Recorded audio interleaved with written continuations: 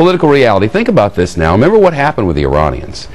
The Iranians were having all of this going on in the streets, right? And then now their election is through, and he's the new president, and he's the president again.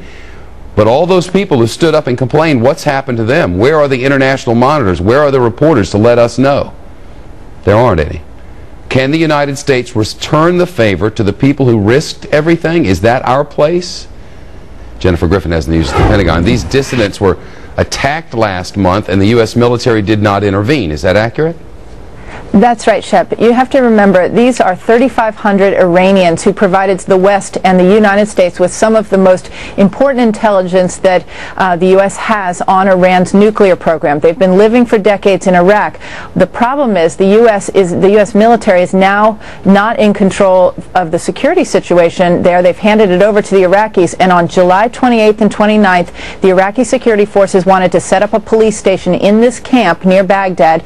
They sent in the security forces. It all got very violent very quickly, and 11 members of this community were killed, 500 wounded, and right now there are hunger strikers outside the White House here in Washington who have been protesting for the last 27 days, saying these people need to be protected. Does anybody within our government or our military or whatever is anyone given an assessment of whether the U.S. has a real responsibility here to step in?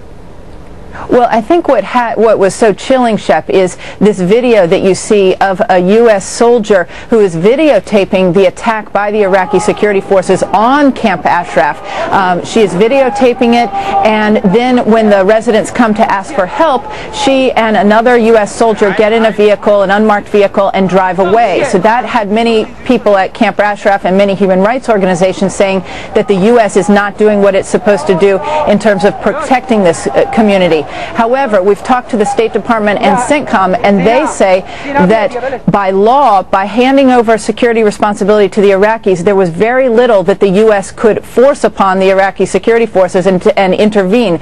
There were about a dozen military police and 70 U.S. soldiers nearby who could have stepped in per se, but the situation had gotten out of hand very, very quickly, and the State Department says that it was in fact the residents of the camp who began the violence, who began the rock throwing, who started with knives, and then the Iraqi security forces overreacted, and that's when the violence really got out of control. So it's an open question as to what the responsibility of the U.S. military is and the U.S. government at this point. Sad set of realities there in many ways. Jennifer, thanks very much.